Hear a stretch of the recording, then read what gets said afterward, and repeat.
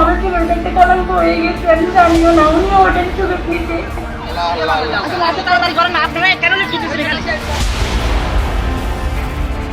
একটা না 10টা না, যদি 1000টা ছেলের সাথে আমি রিলেশন করি তবু আমি শিখবো। ফেনীর সোনাগাজীর আলোচিত মাদ্রাসা ছাত্রী নুসরাত জাহান রাফি মৃত্যু মামলায় দীর্ঘ 7 বছর পর চূড়ান্ত সিদ্ধান্ত জানালেন হাইকোর্ট। সোমবার দুপুরে বিচারপতি ভীষ্মদেব চক্রবর্তী ও বিচারপতি কে এম রাশেদুজ্জামান রাজার বেঞ্চ নিম্ন আদালতের দেয়া 16 জনের ফাঁসির আদেশে বড় ধরনের পরিবর্তন আনেন। নতুন রায়ে বরখাস্তকৃত অধ্যক্ষ সিরাজউদ্দৌলা ও শাহাদাত হোসেন শামীমের মৃত্যুদণ্ড বহাল রাখা হয়েছে। 4 আসামির সাজা কমিয়ে আমৃত্যু কারাদণ্ড এবং বাকি 10 জনকে পুরোপুরি বেকসুর খালাস দিয়েছেন আদালত। আসামি পক্ষে লড়েছেন আইনজীবী S M Shahjahan, barrister Masud Hossain Dolon ও মোহাম্মদ শিশির মনির। অন্যদিকে রাষ্ট্রপক্ষে ছিলেন attorney general barrister Ruhul Quddus Kajol এবং deputy attorney general Syed Ijaz Kabir. এখানে 16 জন আসামিকে মৃত্যুদণ্ডাদেশ দেওয়া হয়েছিল। 12 জনের স্বীকারোক্তিমূলক জবানবন্দি ছিল, আর 4 জনের কোনো স্বীকারোক্তিমূলক জবানবন্দি ছিল না। আজকে এই মামলার ডেথ রেফারেন্স শুনানি শেষ হয়েছে। তন্মধ্যে 10 জনকে মাননীয় হাইকোর্ট বিভাগ বেকসুর খালাস দিয়েছেন, 4 জনকে যাবজ্জীবন সাজা দিয়েছেন, আর 2 জনকে মৃত্যুদণ্ড বহাল রেখেছেন। আমাদের মাননীয় হাইকোর্ট বিভাগ এটি বলেছেন যে বিচারিক আদালত এইভাবে নির্বিচারে ফাঁসি দিতে গিয়ে যেভাবে প্রতিটা পরিবারের উপর একটা ডিভাস্টেটিং এফেক্ট নেমে এসেছে, এই জন্য তার বিচারিক ক্ষমতা কেড়ে নেওয়ার জন্য নির্দেশ দিয়েছেন। আদালতের এই সিদ্ধান্তে সন্তুষ্টি প্রকাশ করেছেন আসামি পক্ষের স্বজনরা। ন্যায় বিচার পাওয়ায় তারা অনুসন্ধানী সাংবাদিক ইলিয়াস হোসেনকে বিশেষ ধন্যবাদ জানান। দীর্ঘ 8 বছর আগে 2019 সালে একটা মিথ্যা মামলাকে তারা যে মিডিয়া টাইল দিছে, মাধ্যম করছে, 16 জন আসামির ফাঁসি দেওয়া হয়েছে।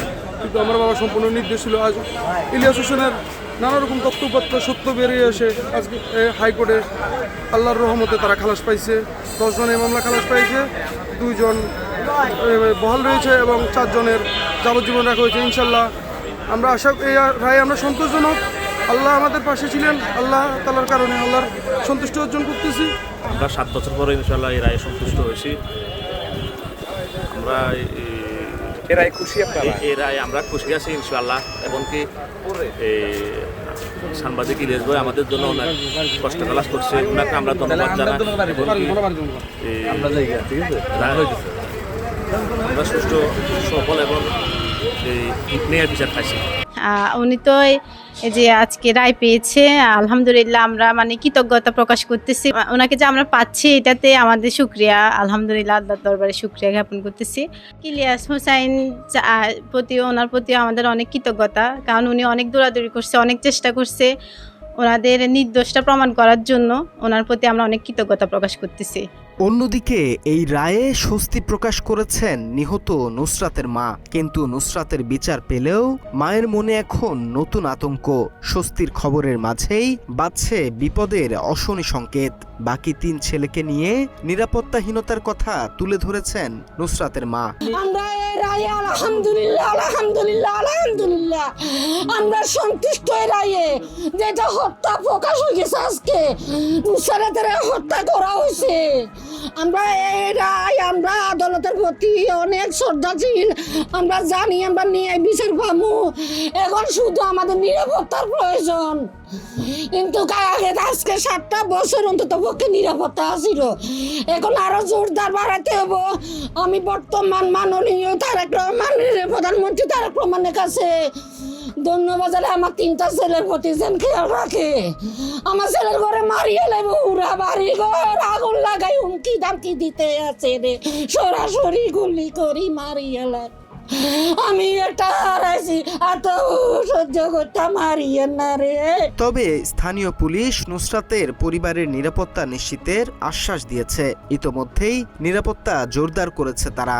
নুসরাত হত্যা মামলার রায়ের সময়ে এখানে আইনশৃঙ্খলা পরিস্থিতি নিরাপত্তার জন্য আমরা এখানে ডিউটিতে কর্মরত আছি।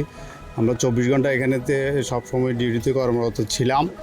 আজকেও সেই ধারাবাহিকতায় আজকে একটু পুলিশ ফোর্স বেশি আছে। আজকে যেহেতু রায় আছে, আপনারা ইতিমধ্যে জেনেছেন, আমরা রায় হয়েছে এবং আমরা আছি ইয়া থেকেও থাকবো। আদালতের রায়ের রেশ কাটতে না কাটতেই সামাজিক যোগাযোগ মাধ্যমে রীতিমতো নিজের মতামত তুলে ধরেন জনপ্রিয় অনুসন্ধানী সাংবাদিক ইলিয়াস হোসাইন।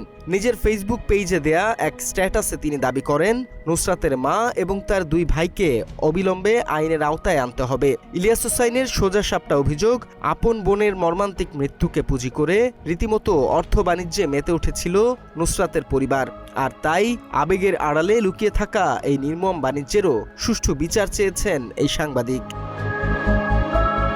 সাংবাদিক ইলিয়াস হোসাইনের এই পোস্টের সূত্র ধরেই সামনে আসছে তার করা 2019 সালের একটি অনুসন্ধানী প্রতিবেদন, যেখানে তিনি তথ্য প্রমাণ সহ দাবি করেছিলেন ঘটনাটি কোনো হত্যাকাণ্ড ছিল না, বরং এটি ছিল নিখুঁতভাবে সাজানো একটি আত্মহত্যার ছক। অনুসন্ধানী ওই প্রতিবেদনে বলা হয়, নুসরাতের প্রেমিক মিন্টুর সড়ক দুর্ঘটনায় মৃত্যু এবং পরবর্তীতে সাব ইন্সপেক্টর শরীফ সহ একাধিক পুলিশ কর্মকর্তাকে প্রেমের ফাঁদে ফেলতে ব্যর্থ হয়ে চরম হতাশায় ভুগছিল মেয়েটি। শরীফের সাথে 18টি গোপন SMS আদান প্রদানের প্রমাণ মেলে, যেখানে সে লিখেছিল, সিরাজউদ্দৌলাকে শাস্তি দিতে পারলে আপনি যা চাইবেন আমি তাই দেব। একটা না 10টা না যদি 1000টা ছেলের সাথে আমি রিলেশন করি, তবু আমি শিক্ষককে সম্মান করি। মাত্র 30% টাকায় জমির মালিক হয়ে নতুন বাংলাদেশের গড়ে তোলার স্বপ্ন দেখা বাংলা বসতি। এরই ধারাবাহিকতায় পরে ফাঁসানো হয় মোট 16 জন নিরাপরাধ মানুষকে, এমন দাবি করা হয় ইলিয়াস হোসাইনের প্রতিবেদনে। শেষ পর্যন্ত ওই মামলার 10 জন আসামি খালাস পাওয়ায় সাংবাদিক ইলিয়াসের দেয়া তথ্যই সঠিক প্রমাণিত হলো বলেই মনে করছে অনেকে। সাজা অব্যাহত রাখা কয়েক আসামির পরিবারের সদস্যদের প্রত্যাশা, নতুন সরকারের আওতায় তারাও ন্যায় বিচার পাবে। বাংলা এডিশন, ঢাকা।